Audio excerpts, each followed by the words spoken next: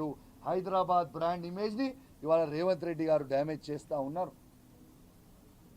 ఇదంతా ఒక పెద్ద కుట్ర. దయచేసి హైదరాబాద్ ప్రజలందరూ కూడా గమనించాలి.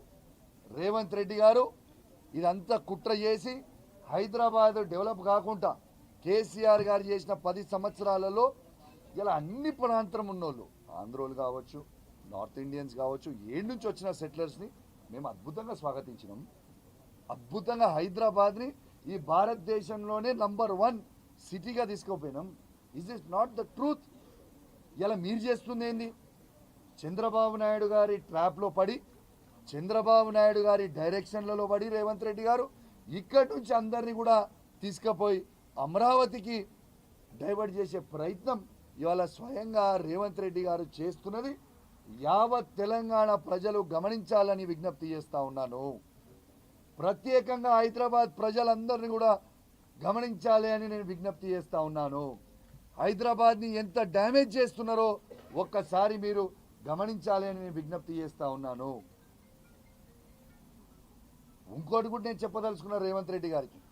రేవంత్ రెడ్డి గారు, మీకు నేను ప్రత్యేకంగా ధన్యవాదాలు తెలియజేస్తా ఉన్నాను. ఎందుకు తెలుసా? ఇవాళటి కన్నా మీ స్థాయి ఏందో మీరు తెలుసుకున్నారు. ఎందుకంటే నిన్న రేవంత్ రెడ్డి గారు ఎవరి స్థాయికి దిగిపోయాడు? కౌశిక్ రెడ్డి స్థాయికి దిగిపోయాడు. ఇలా కాంగ్రెస్ ప్రభుత్వం ఉన్న మంత్రులందరూ, ఎమ్మెల్యేలందరూ ఎవరి స్థాయికి దిగిపోయారు? కౌశిక్ రెడ్డి స్థాయికి దిగిపోయారు. ఇలా ప్రభుత్వం మొత్తము ఒక కౌశిక్ రెడ్డి గారికి, కేసీఆర్ గారి శిష్యుడైన కౌశిక్ రెడ్డి గారి స్థాయికి దిగిపోయింది. రేవంత్ రెడ్డి గారు, మీ స్థాయి ఏందో ఇవాళటి నుంచి మీకు కేసీఆర్ గారు, కేటీఆర్ గారు, హరీష్ రావు గారు అవసరం లేదు. ఇక కౌశిక్ రెడ్డి వాజెస్ రేవంత్ రెడ్డి చూసుకున్నావు కదా, రెస్పాండ్ అయినావు కదా, నా సంగతి ఏందో చూస్తా అన్నావు కదా, నా సంగతి ఏందో చూస్తా అన్నావు కదా. చూడు ఏం చేస్తావు నా సంగతి. నేను ఆల్రెడీ హత్య చేయించే ప్రయత్నం చేసినావు, మళ్ళీ రేపు నన్ను హత్య చేయిస్తావు కావచ్చు, నీ దగ్గర అధికారం ఉంది కాబట్టి. I'm ready to die for Telangana.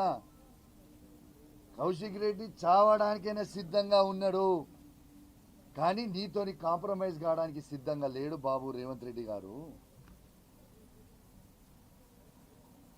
Telangana ప్రజల కోసం, తెలంగాణ కోసం మళ్ళా బీఆర్ఎస్ పార్టీ జెండా ఈ తెలంగాణ గడ్డ మీద ఎగిరేయడానికి కోసం మళ్ళా కేసీఆర్ గారిని మళ్ళా ముఖ్యమంత్రి పీఠం మీద కూర్చోబెట్టి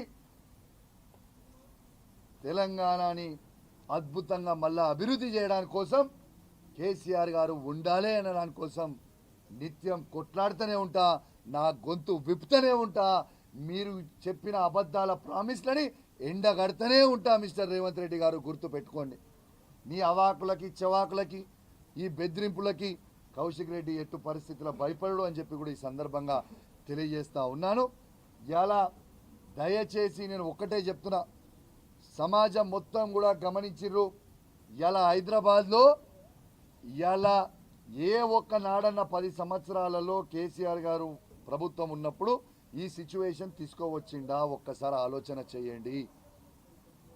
దయచేసి నేను రిక్వెస్ట్ చేస్తున్నా, తెలంగాణ ప్రజల్లారా, కేసీఆర్ అంటేనే మనము, మనం అంటేనే కేసీఆర్. ఇలా వాస్తవంగా రేవంత్ రెడ్డి గారు మీరు ఇన్ని ఘనం తిడుతుర్రు కేసీఆర్ గారిని, కేటీఆర్ గారిని, హరీష్ రావు గారిని. వాస్తవంగా ఇలా కేసీఆర్ గారు లేకపోతే, ఈ తెలంగాణనే లేకపోతే అసలు నీవు ఆ ముఖ్యమంత్రి కుర్చీ మీద కూర్చునేటోనువా? అసలు ఆ కుర్చీ అనేది క్రియేట్ అయ్యేదా? అది కూడా కేసీఆర్ గారి భిక్షనే కదా నీకు పెట్టింది.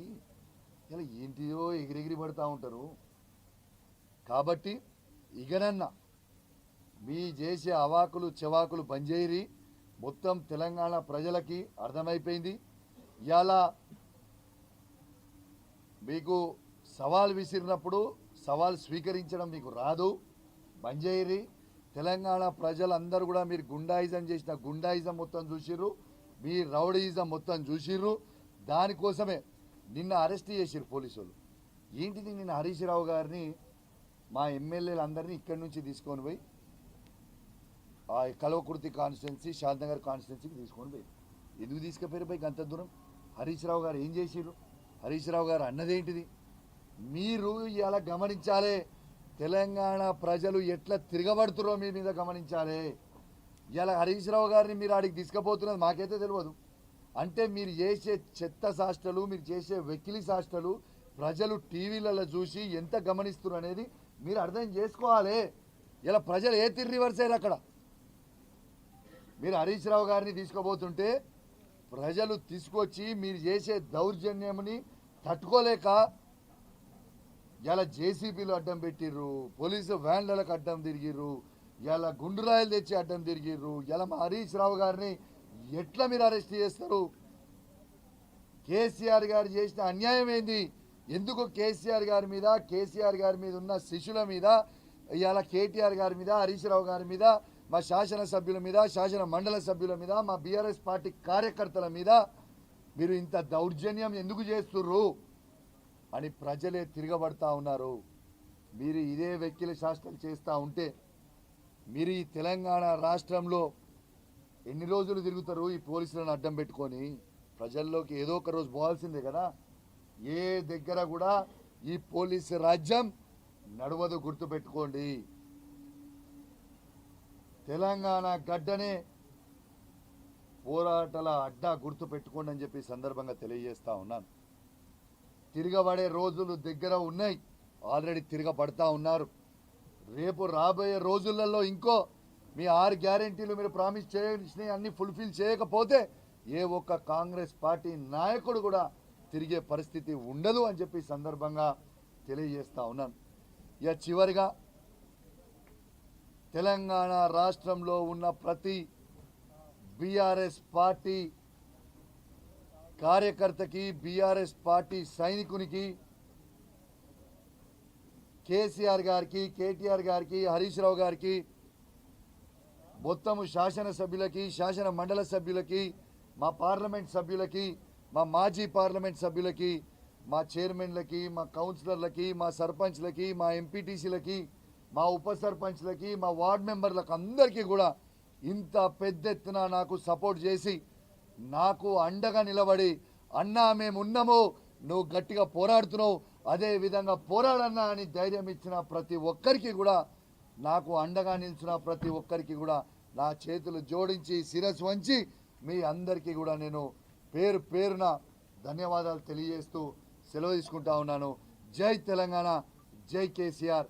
దీంతో పాటు ఫైనల్గా ఇలా యావత్ తెలంగాణ ప్రజలకి గాంధీ గారి మాటలు, ఈ ఫైనల్గా ఈ లొల్లి అంత ఏంటంటే, హైకోర్టు ఆర్డర్ ఖచ్చితంగా ఈ ముగ్గురిని మీరు 4 వారాలల్లా డిస్క్వాలిఫై చేయాలన్న తర్వాత ఒక్కొక్కడు గజ గజ గజ గజ గజ వణికే పరిస్థితికి వచ్చింది. మీరు ఎంత గజ గజ వణికినా ఈ 10 నియోజకవర్గాలలో బై ఎలక్షన్కు రాక తప్పదు, మీరు అందరూ మాజీలు కాక తప్పదు. ఖచ్చితంగా మళ్ళా ఈ 10 నియోజకవర్గాలలో మా ప్రతి బీఆర్ఎస్ పార్టీ కార్యకర్త కష్టపడి మళ్ళా కేసీఆర్ గారి నాయకత్వంలో బీఆర్ఎస్ పార్టీ జెండాలు ఈ 10 నియోజకవర్గాలలో ఎగిరేయక తప్పదు. ఖచ్చితంగా ఎగిరేస్తామని చెప్పి సందర్భంగా తెలియజేస్తా ఉన్నాను. మళ్ళా కూడా చెప్తా ఉన్నాను, ఈ 10 మంది ఎమ్మెల్యేలకు కూడా చెప్తా ఉన్నాను, మారిన ఎమ్మెల్యేలకి, మా బీఆర్ఎస్ పార్టీ కార్యకర్తలు కేసీఆర్ గారి నాయకత్వంలో పెట్టిన భిక్ష మీకు మళ్ళా చెప్తా ఉన్నా, మీకు సిగ్గుంటే, శరం ఉంటే స్పీకర్ గారు మిమ్మల్ని డిస్క్వాలిఫై చేసే ముందే మీరు రాజీనామా చేసి ఎలక్షన్లకి రాండి. ఇక మీరేంది మేమేంది అనేది ప్రజాక్షేత్రంలో చూసుకుందామని చెప్పి ఈ సందర్భంగా తెలియజేస్తూ సెలవు తీసుకుంటా ఉన్నాం. జై తెలంగాణ, జై కేసీఆర్.